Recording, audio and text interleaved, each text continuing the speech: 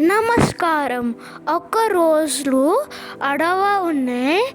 ఆ అడవిలో ఒక సింహం ఉన్నాయి, ఒక మౌస్ ఉన్నాయి. ఆ రోజు ఆ మౌస్లు సింహంని చూసి ఆ బొజ్జలో జంప్ చేసి రిలాక్స్ చేశా.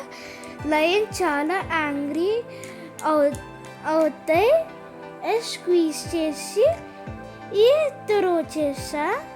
నెక్స్ట్ రోజు ఒక వేడుగాడు వచ్చింది. ఆ వేడుగాడు సింహంలో పడేసా. ఆ మౌస్ వచ్చింది.